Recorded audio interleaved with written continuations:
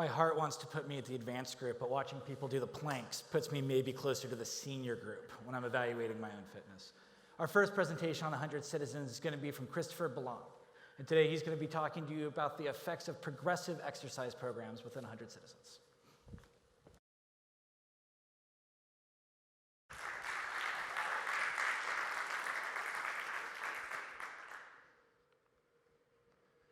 I would like you all to take a second and think about how you like to help people.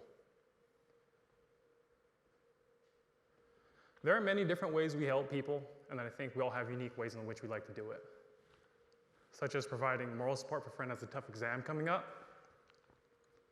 financial support, we need some help making it through the semester, and maybe even some emotional support if that friend's exam doesn't go so well.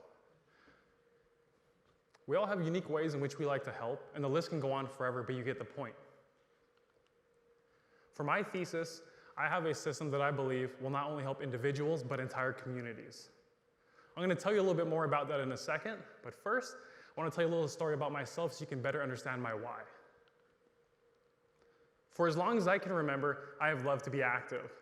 As a kid, I loved sports such as football, soccer, hockey, baseball, and of course, basketball. As I grew older, I started to develop a real passion for training. I love waking up when everyone else was still asleep and putting in those extra hours, pushing myself to my physical limits. In high school, I loved waking up at ungodly hours to go to the beach and work out. And even though I was probably doing the wrong training half the time, the passion was there. I used to love watching Nike commercials to get me pumped up. There's one in particular I remember where a kid got out of bed at midnight, he taped his mattress to the tree outside of his house and he started tackling it to get better at football. Or another one where a young overweight child is jogging down a lonely road. All you hear is the sound of him breathing heavily, the tapping of his feet on the asphalt. He wasn't going fast, but he wasn't stopping. Hard work and dedication. These inspired me. So after hearing these examples, you may have guessed how I like to help people. I love to motivate. It's a passion of mine, and I feel that I do it well. On a daily basis, I am motivated to motivate. Come on, push it. Let's go 2 more sets. Or what I find myself saying more and more these days, we got 30 minutes before the library closes, you better finish that problem. But I have a question for you. What happens when you find someone who is uninspired by you? I'd like to introduce you all to my younger brother, Vince. In 2011, Vince started having some health issues. One day he went to the doctor's office and was told that he was overweight, he was hypertensive, and that due to his sedentary lifestyle, he's classified as pre-diabetic. These are very scary things to hear about someone you love. So I did what I think anyone else in my situation would do, offered my help. I told him that we're gonna train around the clock, we're gonna change our diets together, that we're gonna beat this. But no bite. Despite my best efforts, I wasn't able to inspire him to make a change, and I felt like I had failed him. But instead of questioning my abilities, I doubled down and I rechanneled my efforts. I have since made it my personal mission to help others make positive changes in their life. As of 2013, the amount of US adults that meet the recommended amount of physical activity per week is 24%, roughly 1 in 4. For Latinos, this number drops down to 19%, roughly 1 in 5. Physical inactivity is one of the more serious but inadequately addressed public health problems that we face today. Diseases such as type 2 diabetes, cardiovascular disease, and obesity can be as much as doubled with physical inactivity. And that's just the tip of the iceberg. And there are a lot more numbers and stats that I could rattle off at you right now to get you to understand it, but to keep things short and sweet, we aren't moving enough as a country to avoid preventable diseases, and it's a problem. Income 100 Citizens. Since I joined this program in 2012, I have not seen another that can make as consistent and as lasting an impact in communities as this one has. We not only give our participants the tools that they need to become more active, but also the skills and knowledge to help their families become more active. We try to improve our program every single chance we get, and we're not afraid to fail in the process. Famous UCLA basketball coach John Wooden once said, "Failure isn't fatal, but the failure to change might be." I take that quote to heart. I believe that if we're not doing everything we can to help these communities improve, then we have failed them. So, with the help of my thesis partners and graduate advisor, we reinvented our long-standing exercise protocol within the 100 Citizens program. we now not only exceed the amount of physical activity recommended per week, but we're now able to continuously improve all of our participants in a systematic manner.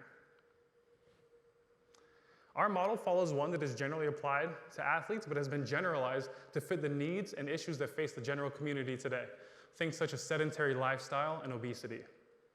Our model first develops movement comprehension in our participants, then goes on to general conditioning, and then finally we work on our physical capacity. So whether your point B is doing a standard push-up for the first time in your life, or going from 40 push-ups to 50 push-ups, we're gonna help you achieve like never before. This past November, our team completed our first 11-week intervention.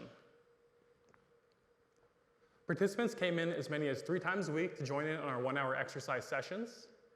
Each session consisted of a 7-minute warm-up, 4 12-minute exercise stations consisting of upper body, lower body, and core muscular endurance, cardiovascular endurance, and a 5-minute cool down. All we required of our participants to be able to join in on our study is that they first complete a pre-exercise evaluation to assure that a doctor's clearance is not needed before they begin exercising, that they complete our pre and post testing so they can first establish a baseline and then be able to track their changes throughout this 11 weeks, and then lastly, that they attend at least 50% of all of our exercise sessions. The variables that we measured are the push-up test, squat test, plank test, 12-minute walk-around test, as well as an exercise knowledge test. Today, I am very pleased to share with you all that we saw significant increases in every single group and every single variable tested. Remember when I said that those Nike commercials pumped me up? This is what pumps me up. These are tangible, real-world results being made in communities that need it most. And if you recall to earlier when I said that just under 20% of Latinos meet the recommended amount of physical activity per week, our program is 77.5% Latino.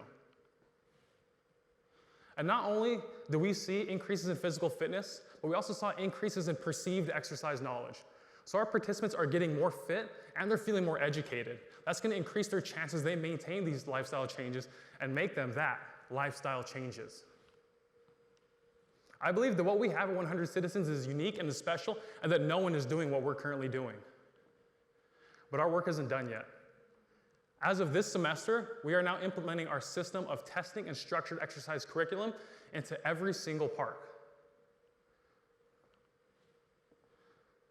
But before my time is up, there is something you all need to know about me. I usually don't tell many people this, but in this situation, I feel that it's appropriate. I'm a sucker for happy endings. When the good guy gets the girl at the end of the movie, when the bomb is defused 2 seconds before it goes off, or when Bruce Wayne is seen by Alfred at the end of Batman eating lunch as a normal person. But I digress. I would like to give you all an update on my younger brother, Vince. As of last week, he is down 50 pounds, he's no longer hypertensive or pre-diabetic, and he exercises 6 days out of the week. This inspires me. Your dreams are a lot closer than you think. Sometimes all you need is a little motivation.